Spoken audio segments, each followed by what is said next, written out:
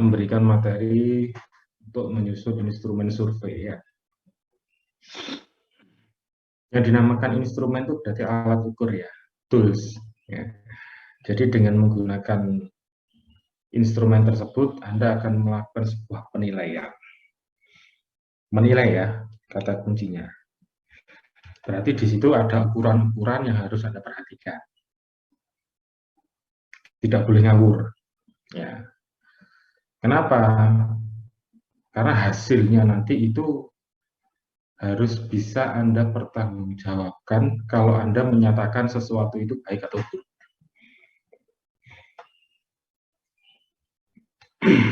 Ya. Namanya survei, ya, apalagi kita menilai sebuah kondisi ya, kondisi dari suatu fasilitas, utilitas, ada yang harus nanti Anda amati secara langsung, kemudian dilakukan konfirmasi dengan melakukan sebuah wawancara. Jadi tidak boleh Anda hanya datang menilai gitu, tidak boleh. Ya. Anda harus mencari tahu mengapa kok hal yang Anda temukan itu tidak dikerjakan. Ya. Kenapa? Karena salah satu tujuan kita melakukan sebuah analisis, ya, ini adalah untuk memberikan sebuah solusi atau memecahkan masalah, memberikan sebuah saran. Anda datang suatu lokasi, ya, Anda lihat-lihat, Anda tanyai siapa yang bertanggung jawab terhadap situasi tersebut, kondisi tersebut. Nah, katakanlah hasil observasi Anda, penilaian Anda ada sisi negatifnya. Ya, bagaimana penjelasan si orang yang tadi bertanggung jawab itu terhadap kondisi yang Anda temukan? Apakah itu setiap saat terjadi seperti itu, ataukah memang hanya kondisi-kondisi tertentu saja? Ya. Itu ya, ini sangat penting. Ya, kenapa? Nanti Anda harus memberikan sebuah saran. Apalagi yang nanti Anda nilai itu ada beberapa fasilitas publik, ya. Tentu kita tidak boleh sembarangan, ya. Kita menilai yang asal itu tidak boleh.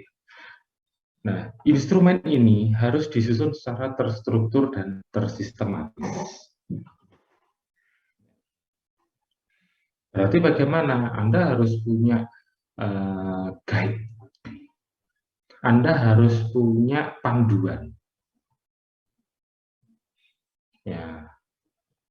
Panduan itu Anda lakukan sebuah analisis, ya, Anda modifikasi dengan kondisi yang ada di lapangan. Jadi ketika menyusun instrumen apapun, itu Anda harus melakukan dua hal ya. Satu, Anda observasi secara kasar di lingkungan yang akan Anda survei. Adakah sesuatu yang menarik di situ yang tidak ada di panduan atau guideline yang Anda temukan. Contoh gini, sekarang itu kan banyak sekali ya beredar instrumen-instrumen yang ada di Google. Anda cari gitu aja survei lingkungan, itu pertanyaan-pertanyaan banyak muncul. Apakah ventilasinya sudah memenuhi ini? Apakah tempat sampah yang digunakan telah memenuhi persyaratan ini?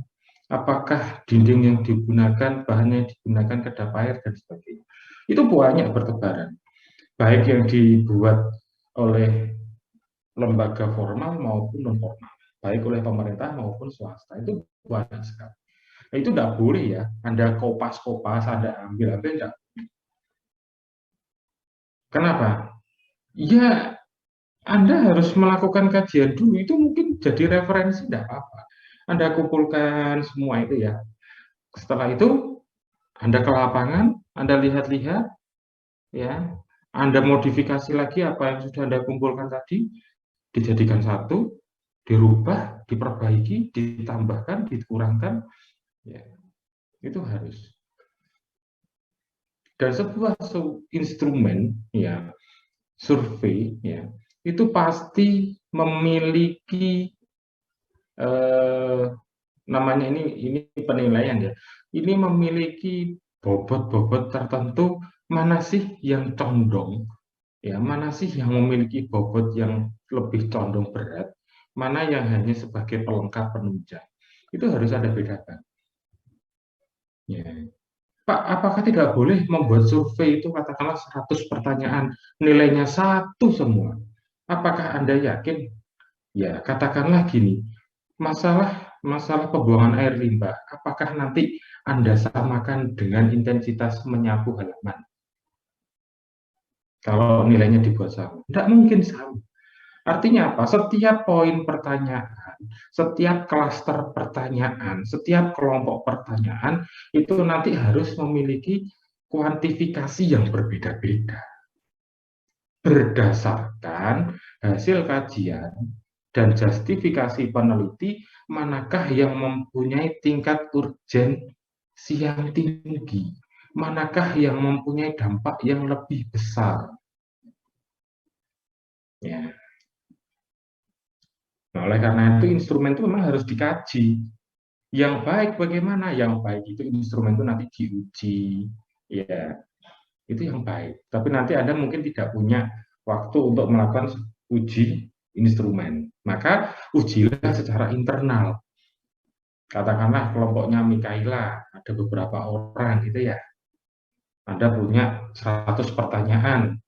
Ya, Anda uji masing-masing kelompok memberikan feedback. Oh, pertanyaannya seperti ini. Oh, ini masuk klaster ke sini. Bobotnya masuk ke sini. Oh, ini bobotnya ringan, ini bobotnya tinggi. Ini memberikan dampak besar. Itu harus dikaji semuanya. Dan bagaimana cara menentukan itu, Pak? Itu Anda harus baca. Ya, Anda harus baca itu. Ya, dampaknya yang paling besar itu yang mana? Contoh, contoh, kita pakai teori Bloom katakanlah. Itu ada berapa? Ada 4 kuadran. Yang mana yang memiliki dampak paling besar terhadap kesehatan masyarakat? Nah, itu kan sudah Anda miliki ya. Nah, terus teori yang lain katakan. Nah, semuanya itu pasti punya apa? Penekanan urgensi sendiri-sendiri yang memiliki dampak besar sendiri-sendiri. Nah, tugas Anda nanti berarti ya, masing-masing kelompok itu punya peran yang sama ya. Kita nanti berkelompok, nyusun bareng-bareng, dikaji satu persatu. Pak, ini saya kebetulan, ini saya belum ganti slide ya, masih. Pak, ini saya akan menilai kolam renang katakan. Di Permenkes itu ada lembar inspeksi kolam renang. Sudah saya mau pakai itu aja, tanpa diapa-apakan. Tidak boleh. Itu main gampang itu. Kenapa? Lembar itu nanti harus kamu kaji lagi. Apakah nanti ada hal-hal tertentu di luar kolam renang ini yang punya dampak terhadap masyarakat sekitar, yang punya dampak terhadap lingkungan. Jangan-jangan ada yang tidak masuk di Permenkes, itu juga buatannya orang. Ya. Nah, itu harus Anda perhatikan nantinya. Ya.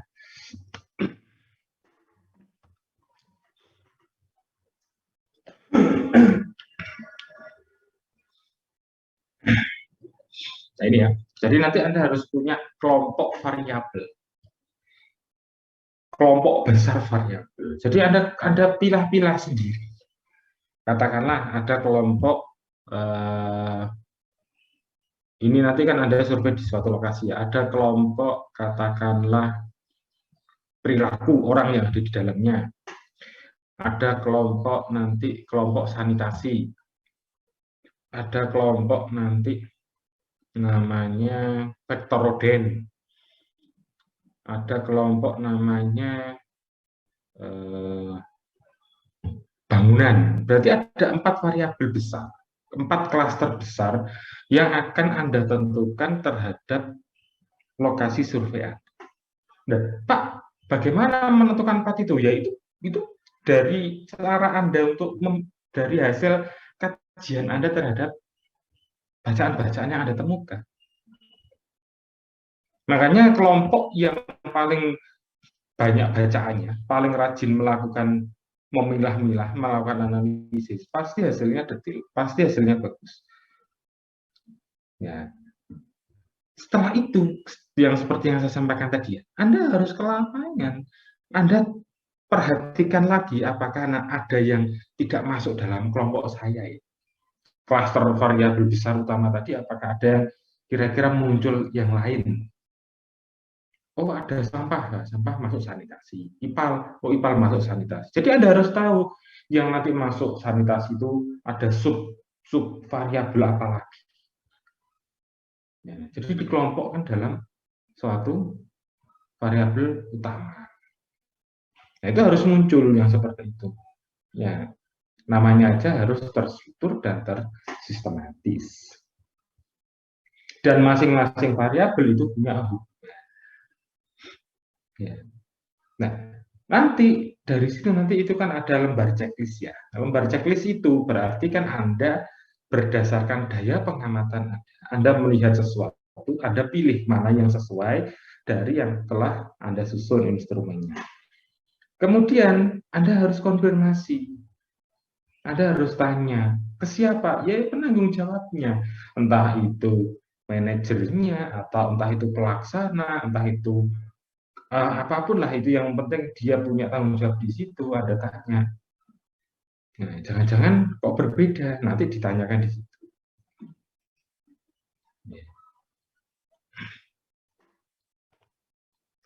Ini langkah persiapannya saya kira sudah saya singgung banyak tadi ya.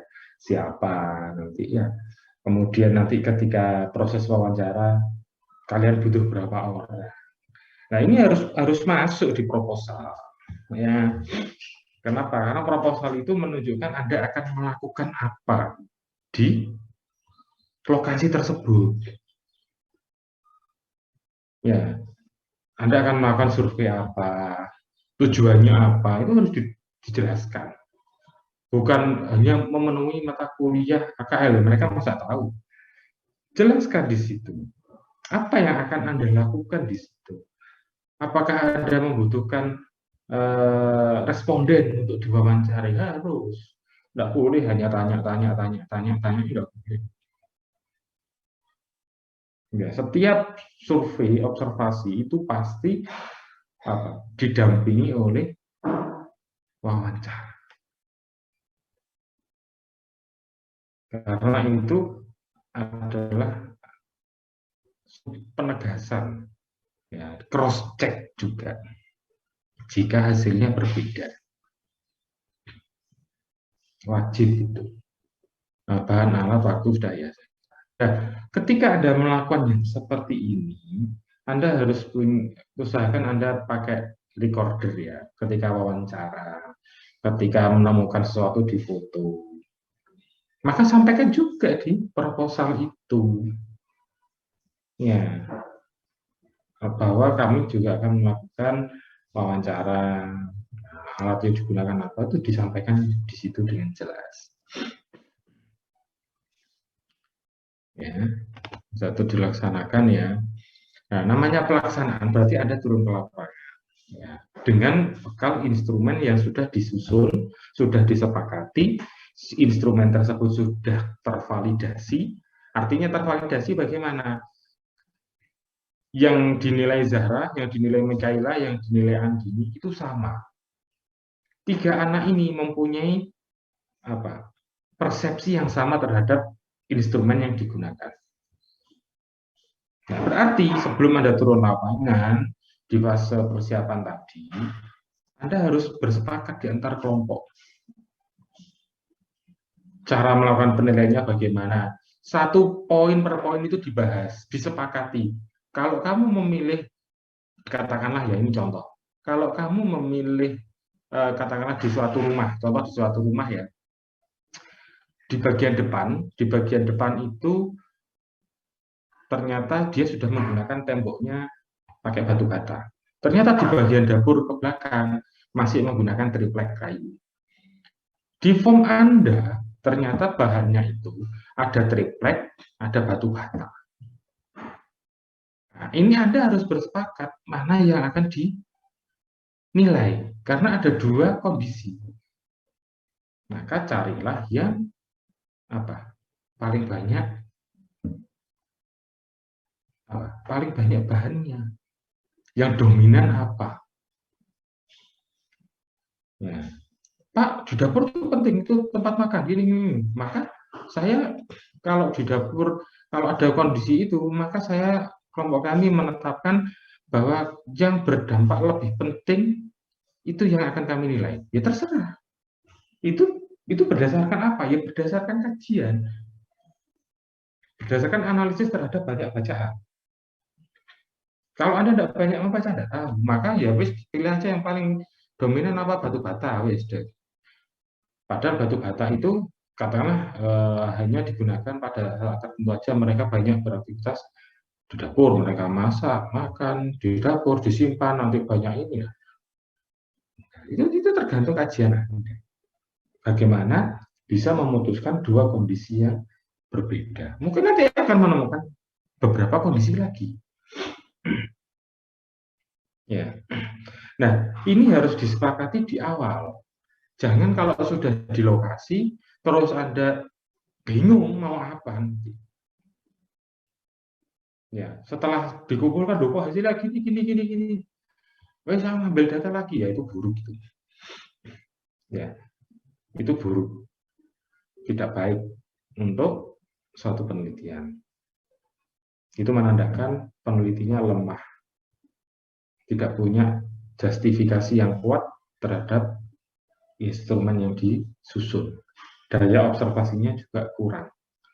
Ya. Nah, kemudian nanti hasilnya diolah, dianalisis. Anda sudah punya bekal statistik banyak, atau terserah mau Anda apakan. Masing-masing kelompok punya pandangan yang berbeda, silakan. Mau disajikan dalam bentuk apapun juga silakan. Yang penting ya hasil yang disajikan ini bisa memotret apa yang Anda nilai. Kenapa? Ini penting, kenapa? Karena nanti yang Anda simpulkan itu adalah secara keseluruhan. Ya. Anda menilai, katakan, Anda menilai mol. Tidak boleh nanti kesimpulannya satu-satu itu. Ya, kesimpulannya ya mol itu bagaimana? Karena kita menilainya seluruhnya. Kecuali Anda masuk ke mall hanya mau melihat toiletnya aja. Pindah mall lagi, lihat toiletnya lagi. Pindah mall lagi, ada 10 mall, Anda lihat toiletnya. Nah, kalau itu ada ngomongnya toilet mall tidak apa-apa. Tapi kalau dalam satu mall yang ada nilai itu seluruh aspek dari kualitas fisik lingkungan, ya nyimpulkannya ya di situ. Baru nanti sarannya khusus. Karena di toilet ditemukan ini maksimal ini, maka perlu manajemen melakukan ini. Kemudian nanti ditemukan lagi sampahnya tidak terangkut secara reguler, ada tumpuan dan sebagainya. Tidak berbicara sampah aja, nanti kan ada timbulan sampahnya, nanti Anda nemukan ada hewan-hewan vektor rodennya, Anda nemukan utilitasnya, maka nanti Anda boleh memberikan untuk aspek pengelolaan sampah. Dari beberapa poin ini, maka pihak manajemen harus yang melakukan ini. Nah, nanti secara global, kalau begitu bagaimana secara global? Ya, dari mall tersebut, Anda menilainya bagaimana? Apakah ini layak atau baik secara kualitas atau tidak? Nah, ini hasil dari olah data. Maka ini harus Anda bayangkan terlebih dahulu. Nanti saya akan membuat hasil yang bagaimana ya. Nah, itu nanti yang sedikit banyak akan memberikan clue. Oh, berarti saya harus melihat ini, saya harus melihat ini, harus melihat ini. Jadi bayangkan nanti saya menilainya bagaimana ya. Saya nanti inginnya bagaimana. Ya. Setelah itu dibahas ya, masalahnya keluar apa aja gitu. Kemudian berikan saran itu yang operasional yang sesuai dengan kemampuan, berikan rekomendasi tidak lanjut. Bagaimana cara untuk meningkatkan kualitas lingkungan. Jadi survei nyusun instrumen itu tidak hanya nyusun, ya Anda harus punya bayangan, harus terstruktur, terkelompokkan. Kenapa? Kalau Anda tidak mengelompokkan di awal, yakinlah ketika pengolahan data Anda mumet 100%. Yakinlah ketika membahas permasalahan Anda tidak akan pernah ketemu. Dulu kok itu ada lagi, kok di sini ada. Kenapa? Karena tidak dilakukan klasterisasi sejak awal. Ya, maka harus punya kelompok tertentu Anda.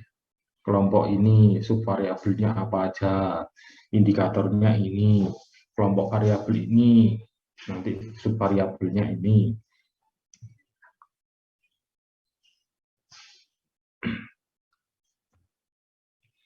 Nah ini, jadi instrumen yang Anda susun dikatakan valid, dikatakan baik jika sudah melakukan uji validitas dan reliabilitas. Ya, valid itu ya yang diukur ya sesuai, ya sahih, andal, ya sesuai objeknya yang mau diukur, digunakan oleh Mikaela, digunakan oleh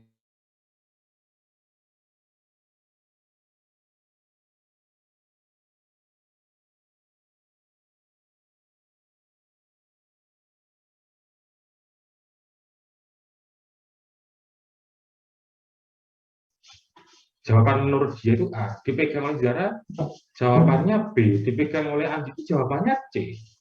Padahal objek yang dinilai sama. Nah, ada apa di situ? Apakah instrumennya yang tidak valid ataukah enumeratornya yang tidak paham? Ya, maka disepakati dulu, diuji di kelompok, dites satu persatu, satu kelompok itu. Bagaimana pandangan dia, menurut dia bagaimana. Maka sebelum, sekali lagi ya, ketika instrumen jadi, diuji di kelompok, di internal kelompok. Apa yang perlu diperbaiki, apa yang perlu diperbaiki, itu dicek satu persatu.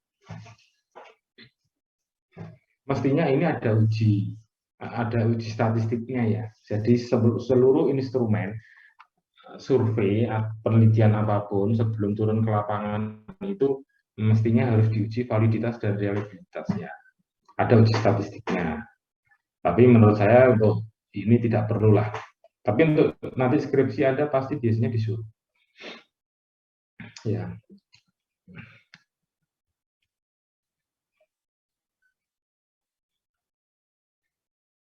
Oke, ini beberapa contoh skala ya. Skala itu artinya menunjukkan nanti ketika Anda menilai sesuatu, Anda harus menjawab yang mana dari indikator itu. Ya, ini beberapa skala Likert, ada nanti skala Goodman, ada skala semantik. Ya, yang skala Likert itu yang ini yang paling banyak ditemukan kan dari skala 1 sampai 5.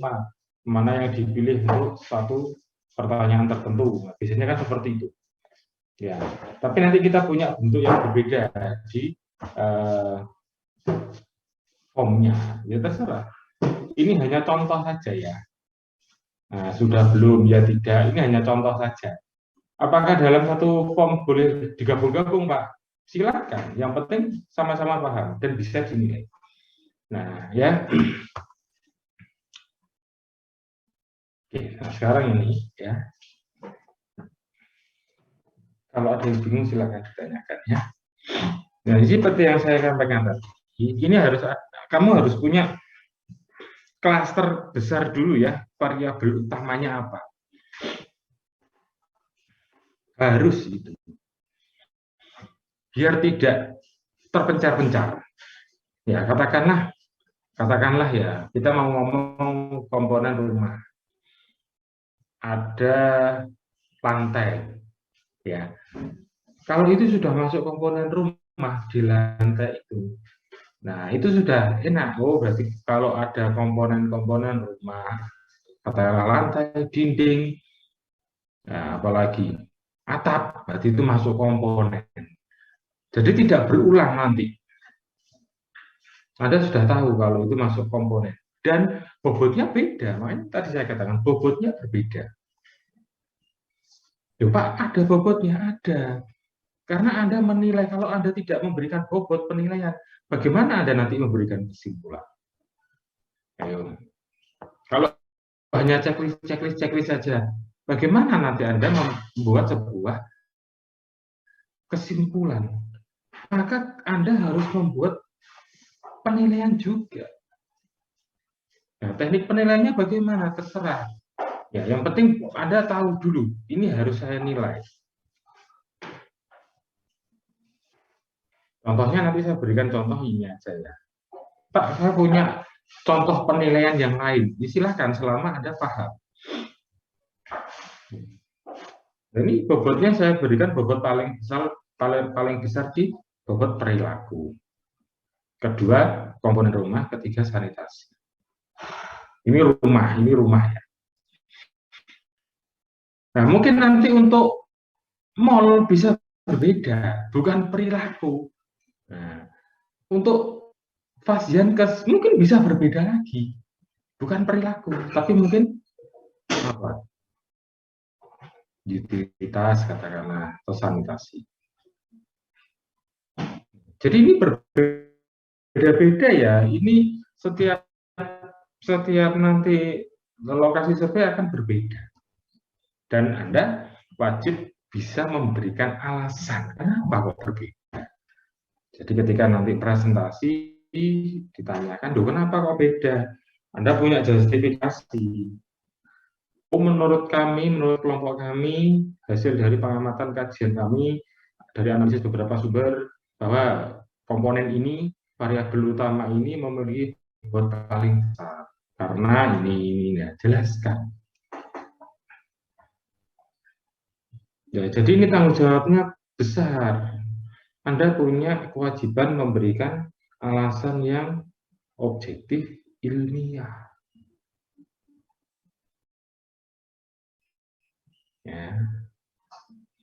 Nah, kelompok yang banyak literaturnya, yang dibaca, yang dipahami betul-betul, pasti hasilnya bagus. Pasti. Saya sudah 10 tahun jadi dosen ya. Selama saya lihat kalau kelompok itu punya kemauan yang tinggi untuk mencari literatur, ya, dibaca, dianalisis, kualitas instrumennya berbeda dengan yang asal-asalan dan diserahkan hanya satu orang. Ya. Jadi jangan mau kalau hanya dipasrahkan satu orang, 2 orang, 3 orang. Ya.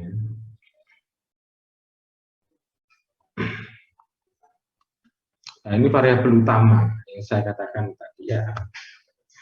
Nah, kemudian nanti masuk ke subvariabelnya apa saja? Oh, komponen rumah ada ini. Oh, sarana sanitasi ada IPA, apa itu septic tanknya katakanlah. Nah, septic tank ini kadang bisa terlupa. Ya, Pak, kalau kita tambahkan hewan peliharaan bagaimana Pak? Terserah. Itu tergantung kelompok, bagaimana Anda mengamati. Katakanlah di form inspeksi yang ada di Permenkes Pak untuk rumah itu tidak ada hewan peliharaan. Tapi ketika kami survei di klaster perumahan tertentu, ini perumahan ya yang saya jadikan contoh. Ternyata di sana itu punya kebiasaan memelihara burung. Orang-orang yang di sana Pak, itu tiap Sabtu Minggu itu pada istilahnya kayak burungnya itu dikeluarkan semua, diadu di atas. Nah, itu mana yang bagus burung kicaunya. Nah, ini tidak ada di Permenkes. Tapi di perumahan lain mungkin tidak seperti itu kebiasaannya. Maka Anda harus tahu dan Anda harus survei, makanya saya katakan ya. Karena bisa berbeda. Ya. Nah, itu yang harus Anda perhatikan. Terus di klaster perumahan satunya, Pak, kalau di tempat saya itu bukan burung, tapi kucing. Nah, Pak, kalau di tempat saya itu di desa, itu ayam, bebek, sapi loh. Itu berbeda-beda yang seperti itu. Dan itu ada kemungkinan besar tidak diakomodir oleh form-form survei yang ada di peraturan-peraturan tertentu. Kalau Anda tidak survei, tidak tanya, tidak lihat, ya Anda tidak tahu kalau ada itu. Padahal itu juga salah satu komponen. Ya. Jadi Anda harus melakukan hal itu ya. Nah nanti saya lanjut dulu. Nah setelah muncul sub-sub variabel, nah, Anda buat indikatornya sekarang. Dinding. Nah dinding ini apanya sekarang yang mau Anda nilai? Nah apanya itu juga kalau Anda tidak baca juga nggak paham. Ya.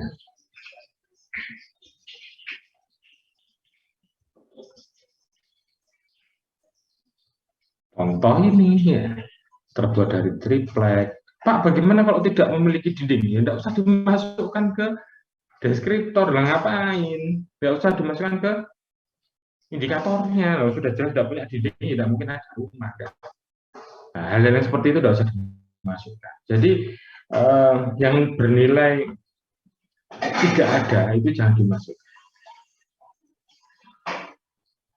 Tapi khawatirnya salah centang, terus masuk ke penilaian. Nah, perlu diperhatikan, ketika menyusun indikator ini, Anda harus konsisten dari awal sampai dengan akhir. Kalau Anda di awal itu sudah memulai indikator dengan sesuatu yang value-nya negatif, maka sampai akhir harus value-nya negatif. Ya. Kalau Anda mulainya positif, maka sampai akhir harus positif. Contoh ini, terbuat dari triplek kayu, itu value-nya negatif. Maka untuk indikator-indikator selanjutnya, untuk lantai, untuk atap, untuk apa, maka selalu saya mulai dengan yang negatif.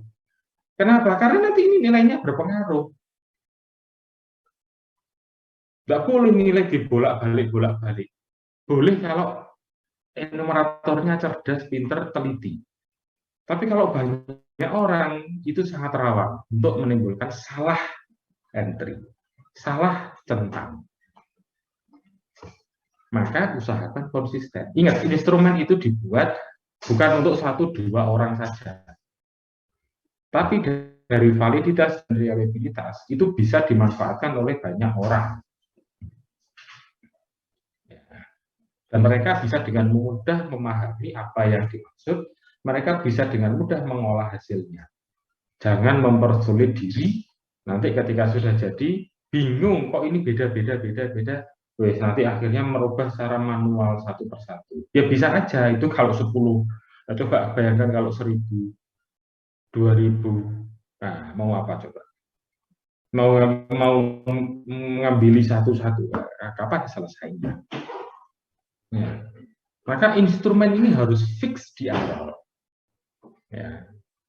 Saya sering penelitian ya dengan beberapa orang itu. Mereka bikin instrumennya ngawur. Ketika hasilnya sudah datang, sudah selesai ya, jumlah sampelnya itu bisa sampai 1000, 2000, 3000. Ternyata setelah di entry baru sadar kok gini ya hasilnya ya. Kenapa? Karena dari awal tidak konsisten. Nah, kalau 10 sih enak, bisa dirubah secara manual. Nah, kalau hasilnya kayak gitu.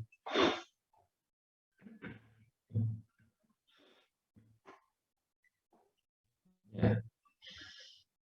Makanya kalau kita mau menerbitkan sesuatu di jurnal, itu pasti jumlah sampelnya mereka minta yang sangat besar. Kalau survei-survei gini ya, saya punya kemarin itu saya masukkan di jurnal di Malaysia. Itu saya pakai lembar pakai responden itu sekitar 3096. Hasilnya 3096. Bayangin 3096, kalau ada yang mau dimanipulasi saja, itu kita effortnya sudah luar biasa. Maka dari awal sudah harus untuk memanipulasi juga susah. Ada yang sampai 14.000, ada yang sampai 20.000. Nah, kalau itu tidak fix di awal, nangis nanti. Ya. Nah, ini ya sudah saya jelaskan tadi ya. Nah, usahakan dilengkapi dengan petunjuk pengisian. Nah, kalau nggak mau pakai itu, sepakati di awal. Pastikan anggota Anda jelas semua dalam mengisi. Ya.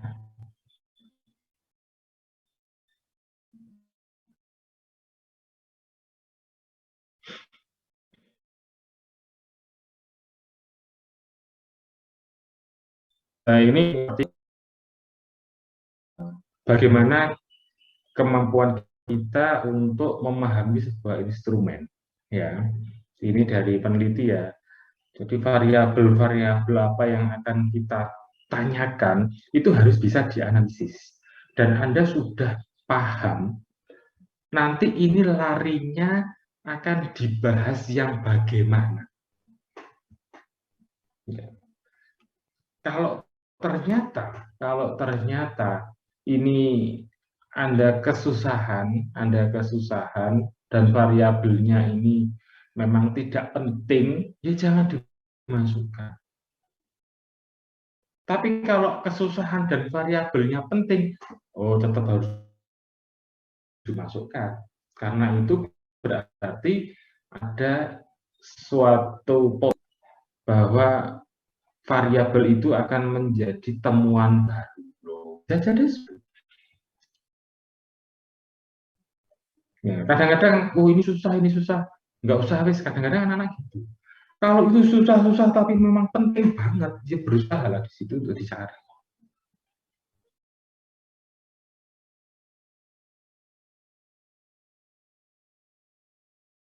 Responden, ya nanti mau tanya itu siapa itu harus ada jelas ya dari segi tanggung jawab, mungkin dari segi waktunya nanti dia paham, haknya juga, ya itu harus.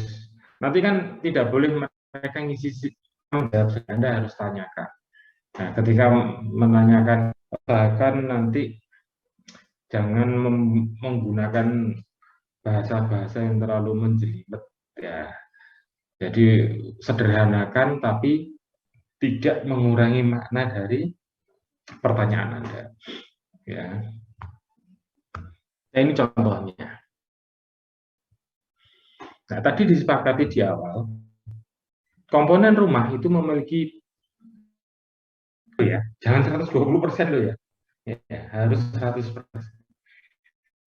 Nah, setelah saya baca-baca analisis itu saya kasih 5%. Pak, bagaimana dengan lantai atap?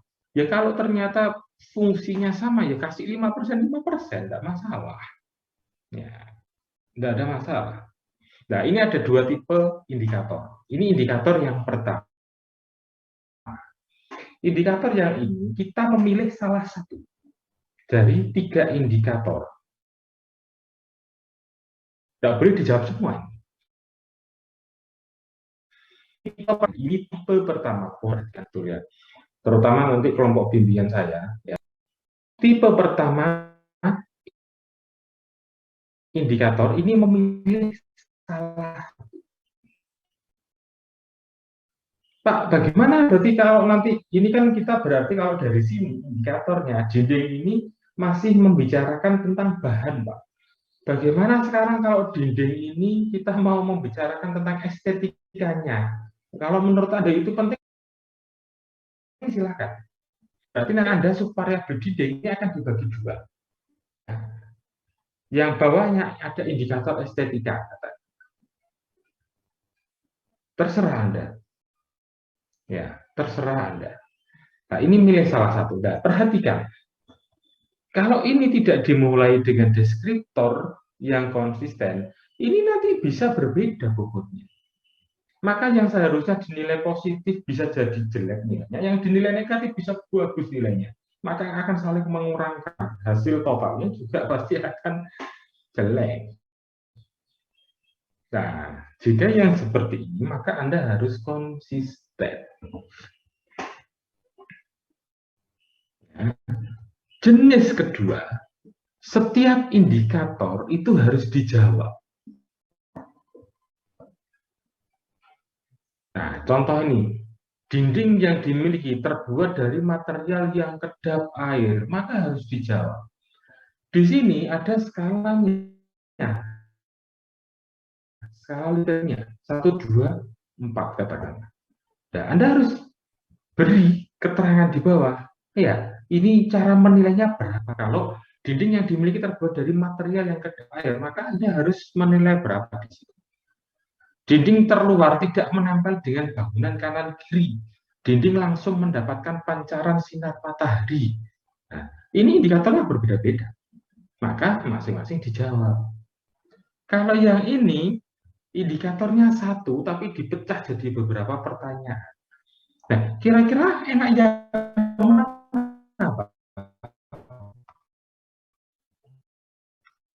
Kalau untuk pemula, enak yang ini. Ini memang yang nyusunnya lebih rumit. Tapi coba bayangkan ya. Terus kita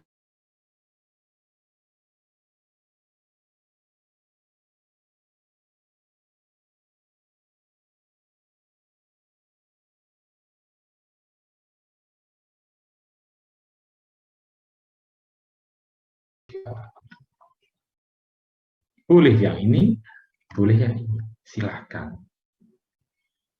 Yang penting untuk variabel utama jumlahnya 100%, tidak boleh lebih. Nah, nanti hasil dari semua ini kan Anda akan kalkulasikan total. Ketemu nilai berapa? 1000, 2000, 3000 dari nilai total maksimal.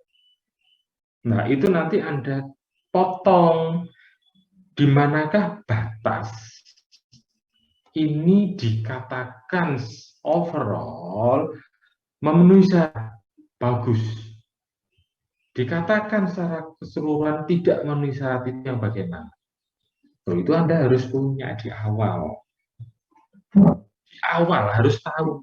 Kan ini bisa dihitung. Kalau instrumennya udah jadi, ini nilai maksimalnya udah bisa dihitung. Ya, udah bisa dihitung. Maka di simulasi. Oh, berarti katakanlah nilai maksimal form yang saya susun 1000. Saya menentukan ini baik buruk 75%.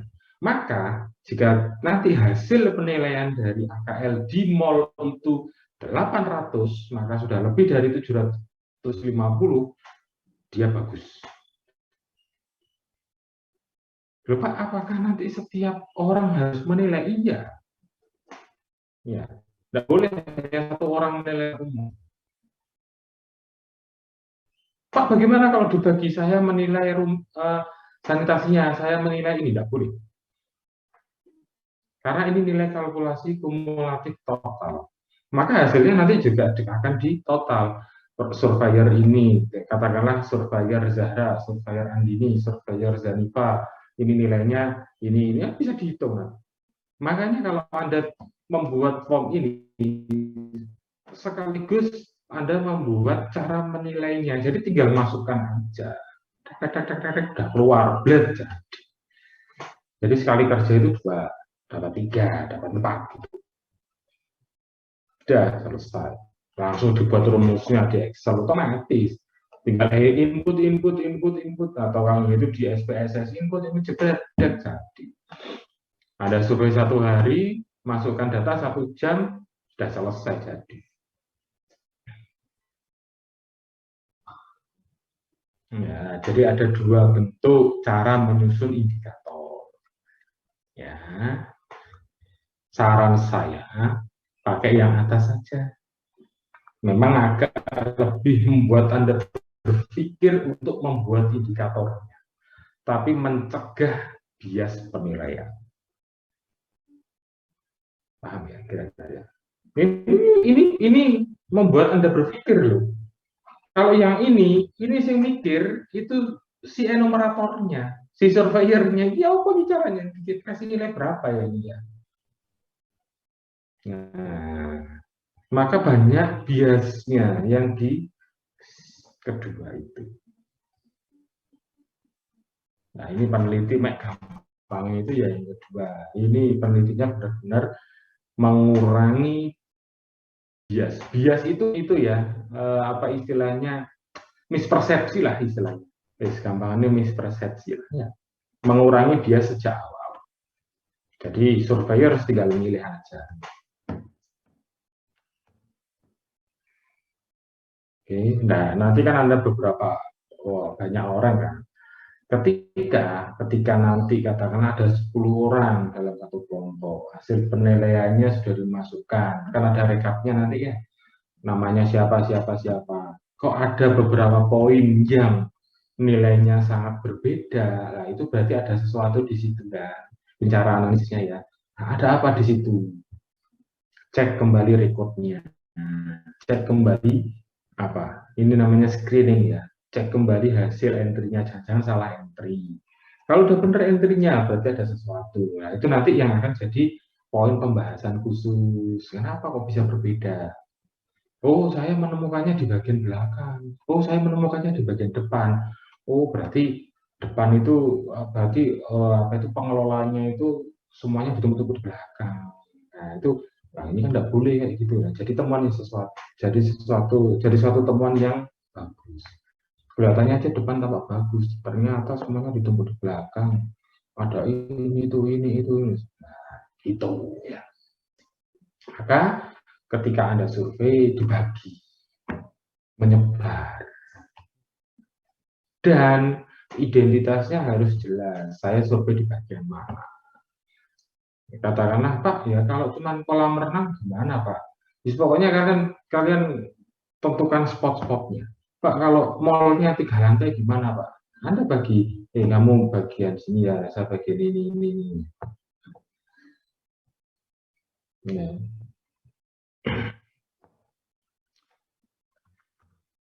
Ini kalau surveinya online ya, ada kan online. Oke, silakan kalau ada yang mau ditanyakan. Nah, terus gini, Pak, apakah nanti di proposal inspeksi itu instrumen itu harus dimasukkan? Biasanya sih tidak perlu. Ya, proposal kegiatan tidak perlu. Kalian maksa-maksa masukan jelek, nggak paham apa-apa, ngawur, itu nanti jadi acuan malah jadi masalah. Tidak usah, ya. Nanti itu ketika hasil akhir aja laporan, Anda diminta nanti hasilnya dikasihkan ke kami ya, nah, itu baru boleh. Nanti kalau proposal Anda kasihkan hasil mereka minta loh kok berbeda, nah kayak bohong-bohongan aja loh kan gitu kan. Jadi di proposal nggak usah dicantumkan. Anda sampaikan aja poin yang ada di tinjauan pustaka itu, penilaian analisis kualitas lingkungan itu nanti mencakup ini. Sampaikan secara general aja.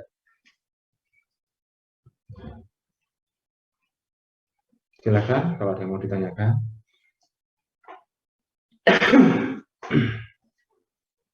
Pak izin bertanya.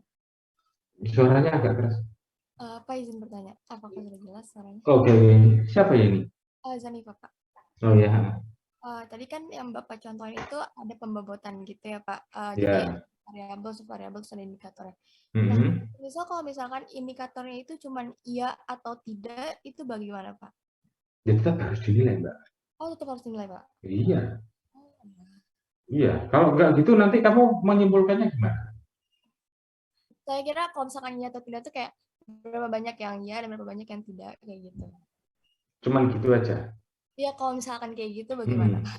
Ya. Selama kamu bisa membuat indikator deskriptornya dengan jelas, bagus, tidak apa-apa.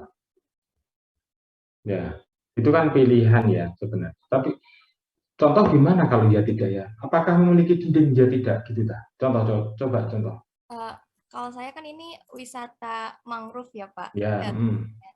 Jadi kayak misalkan gini, toilet terpisah antara laki-laki dan perempuan, ya Ya atau tidak. ya.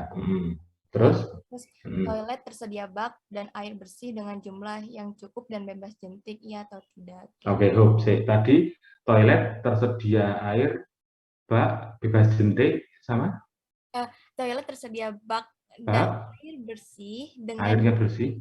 yang cukup dan bebas jentik. Berarti ada 4 Kan? indikator, kamu jadi 1. Iya. Bagaimana kalau ketemu cuma 3? Jawabannya apa? Oh iya juga ya. Oh ya, Benar jadi ya, Pak. iya, jadi kalau iya tidak itu harus kamu pisah detil. Ya, kalau jadi hati-hati dalam membuat indikator seperti yang saya sampaikan. Kalau kamu menemukan 3 indikator, kamu jadikan satu pertanyaan. Bagaimana jika ketemu hanya 1? Bagaimana ketemu hanya 2? Bagaimana 3? Bagaimana nanti saya harus menjawabnya? Nah, ya, itu ya. Nah, oke. Nanti kalau ya tidak, pertanyaannya bisa lebih banyak lagi. Ya, nggak apa-apa kalau selama kamu bisa memahami itu, nggak apa-apa. Tapi contoh katakanlah air bersih. Terus apakah cukup air bersih aja? Jangan-jangan ini masih ngomongin toiletmu tadi ya. Air bersih, jangan-jangan airnya sering mampet. Atau jangan-jangan nanti itu bahannya itu berlumut ya, atau kotor, eh, tidak ada gayungnya. Tadi kan gayung belum mau sebutin toh. Tidak ada sabunnya. Eh, jadi banyak di situ nanti. Ya, makanya kalau Anda menggabung beberapa indikator menjadi satu, silahkan, tidak apa-apa, selama surveyornya paham. Saya harus memberikan nilai yang bagaimana aja, tidak ini. Itu masuk dalam salah satu jenis instrumen, tidak apa-apa. Tapi pastikan paham. Pastikan paham. Ya. Terus katakanlah tempat sampah aja mulai dari bahan, kedap air tidak, tutupnya, ya toh, loh, kemudian frekuensi pengambilan sampahnya, di samping kanan kirinya ada vektor Roden apa, dan tempat sampah aja minimal ada 4. Kalau ini digabung, nah gimana nanti kamu mau menilainya? Ya, silakan itu dipikirkan. Makanya harus disimulasikan itu tadi, dibaca ya. Jadi Pak, Baik, Pak. Terima kasih. silakan kalau ada yang lain.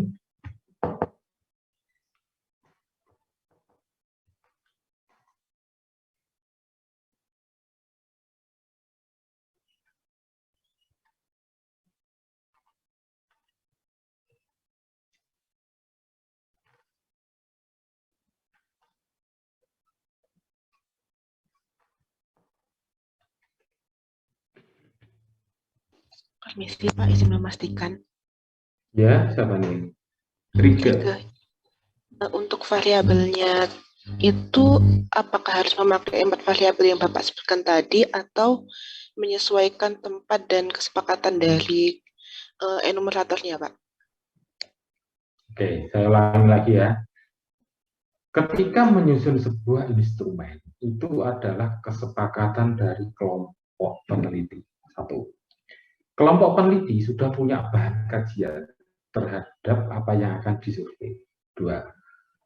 Kelompok peneliti harus melakukan survei terlebih dahulu untuk lokasi yang akan diteliti. Itu yang ketiga. 3 inilah yang harus Anda gabungkan. Ya.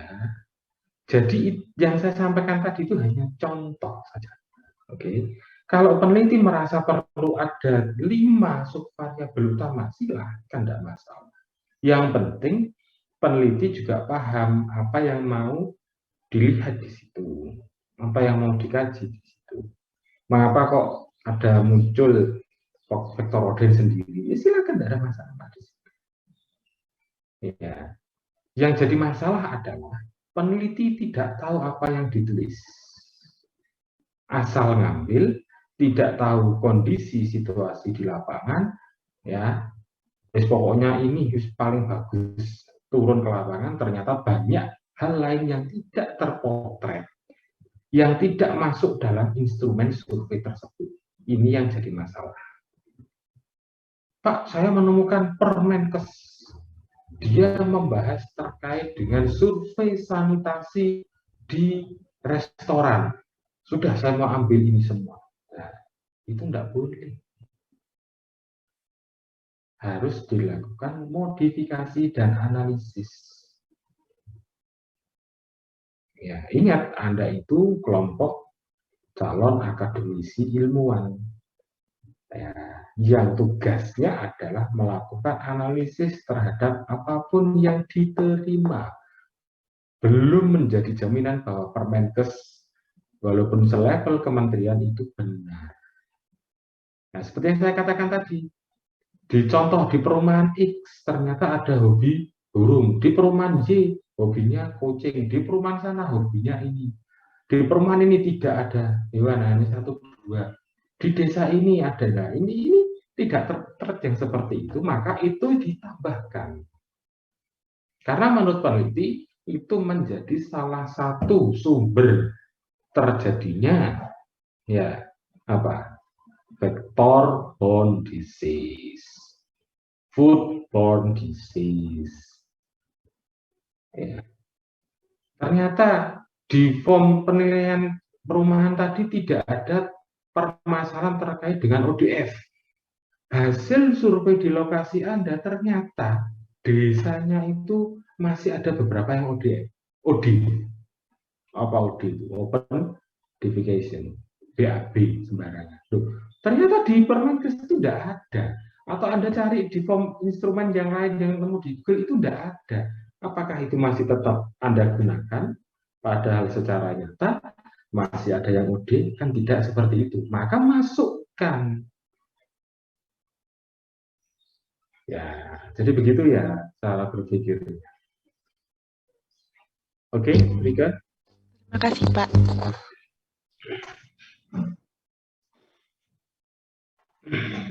Ada lagi, silakan.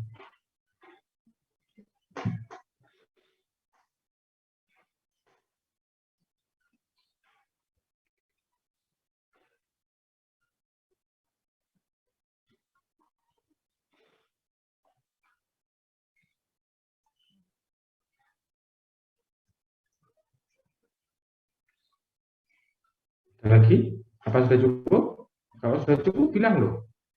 Daripada kita diem-dieman. Izin bertanya. Siapa ini? Salma. Pak. Iya. Izin bertanya, saya tuh masih bingung sama indikator. Bagaimana caranya membuat indikator itu lebih spesifik gitu, agar kita bisa menilainya lebih jelas kayak gitu, Pak. Baca, Pak. Baru banyak baca.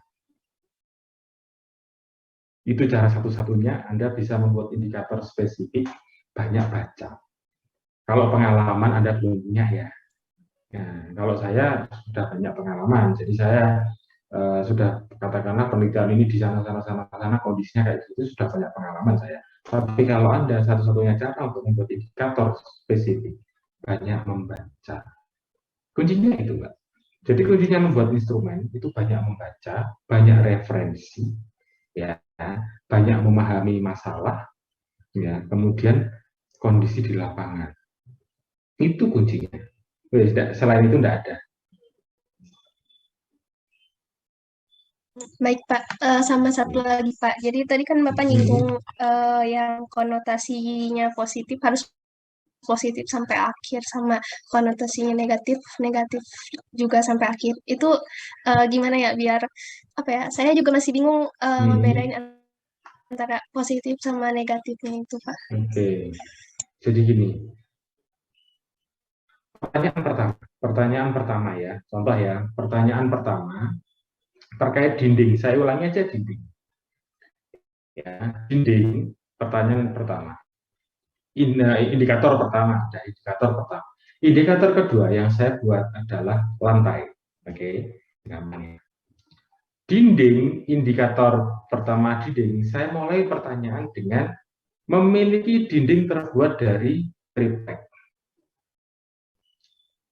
Kedua, memiliki dinding terbuat dari batu bata. Ketiga, memiliki dinding terbuat dari batu bata dan dilapisi semen. Udah 3 aja dulu. 3 ini menurut Anda yang paling baik yang mana? Buat dari batu bata dan semen. Oke, berarti memiliki dinding terbuat dari batu bata dan semen itu adalah paling baik, maka value-nya paling baik ya. Oke, ada 3. Nah, kalau Anda ingin menyusun, ini menyusun ya, menyusun pertanyaan deskriptornya indikator tadi itu. Maka kalau Anda ingin memulai dari yang positif, maka memiliki terbuat dari batu bata dan dilapisi semen itu taruh di atas. Saya tak sambil ngetik aja dah. Bentar.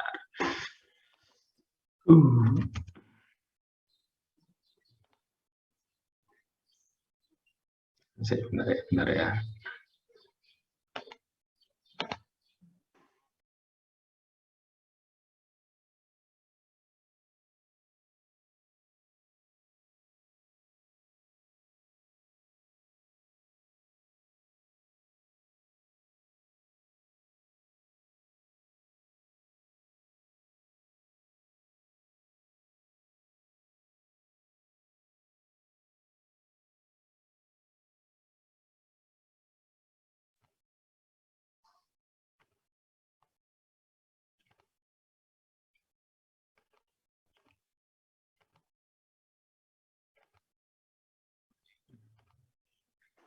Muncul ya.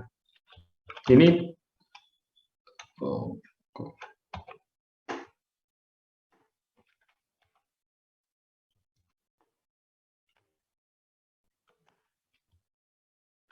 ini dinding ya.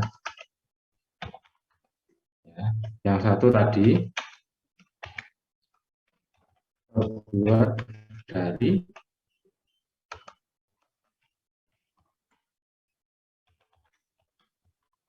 ya triplek.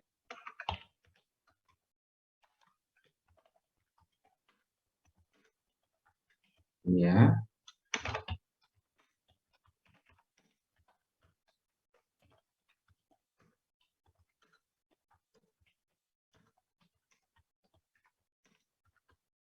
Nah, 3 ini kelihatan enggak kalian? Kelihatan ya. 3 ini yang nomor 1 dari dinding ya. Ini dinding. Saya kasih nanti ada kemungkinan Anda menemukan dinding untuk yang lain ya. Ini saya dinding bahannya. Terbuat dari triplek itu kan value-nya negatif. Ya, terbuat dari batu bata tidak dilapisi semen itu juga negatif, tapi lebih baik dari hanya triplek aja. Kemudian yang ketiga, ini yang paling baik.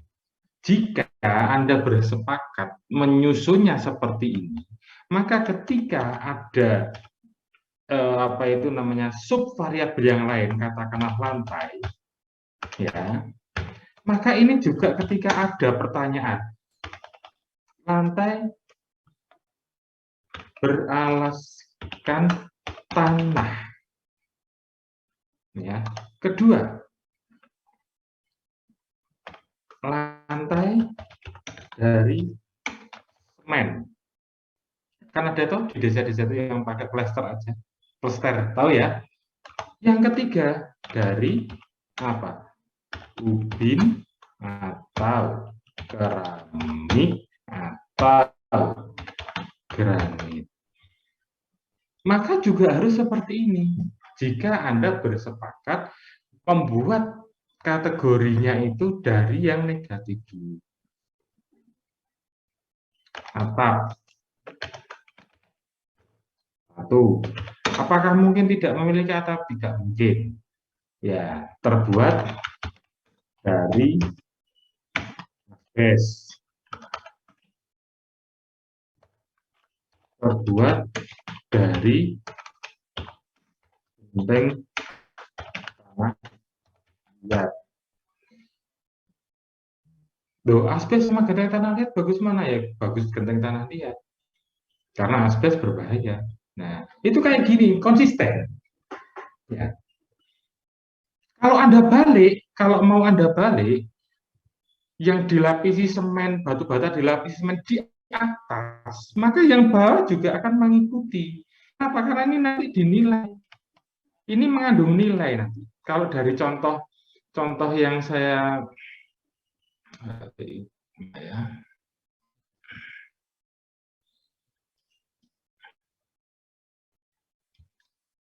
Nah, kalau dari contoh yang saya sampaikan ini ada nilainya 1, 2, 3. Jadi ketika dipilih nomor 2 otomatis nilainya 2 dikali bobotnya 5%. Maka totalnya 0,1. Nah, bayangin aja ketika tadi nyusun dinding, lantai, atap itu dibolak-balik diacak. Nilainya gimana? Yang seharusnya bagus, bagus, bagus bisa jadi bagus, jelek, jelek. Nilainya bagaimana? Jadi buruk. Karena apa? Di sini kita acuan kita dalam memberikan penilaian akhir itu hanya dari nilai.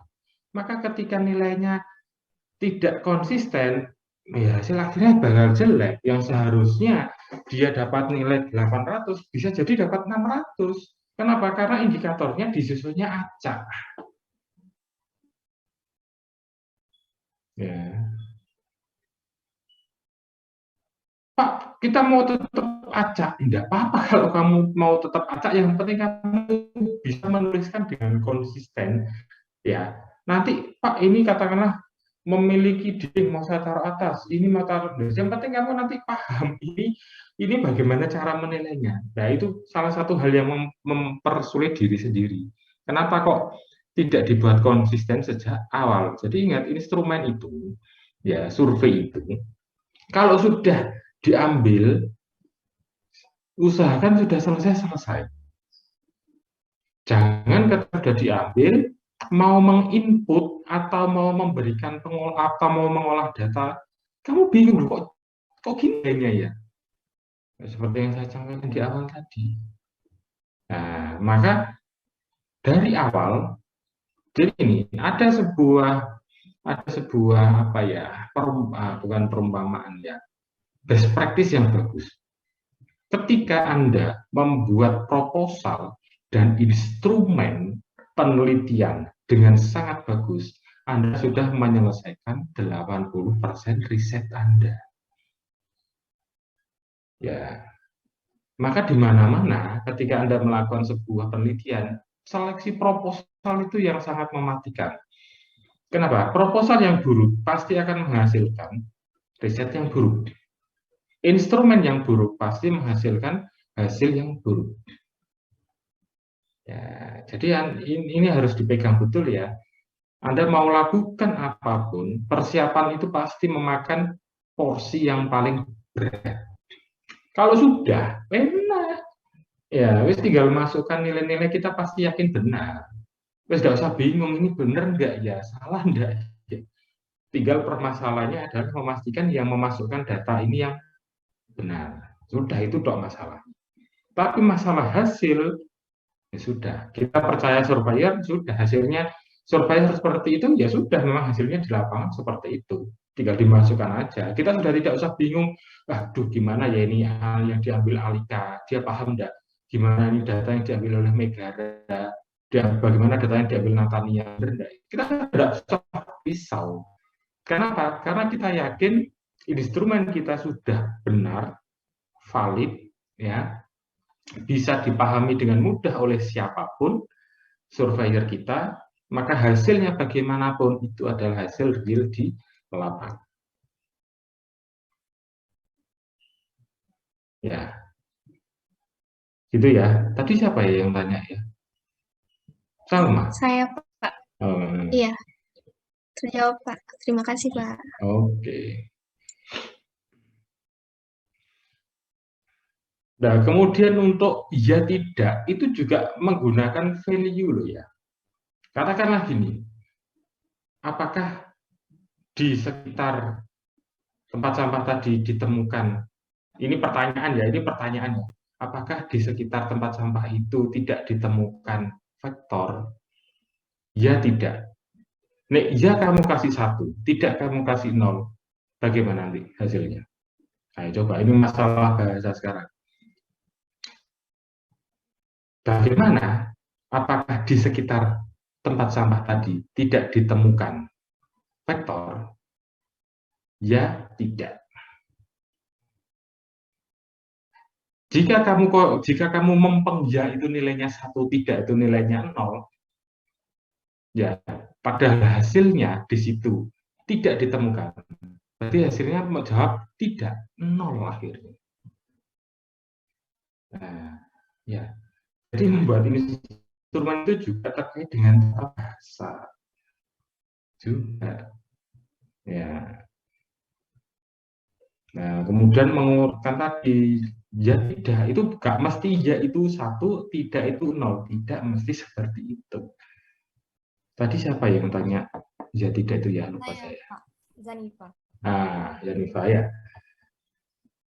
Jadi semua itu tetap kembalinya ke value maksud dari pertanyaan instrumen saya ini apa ini.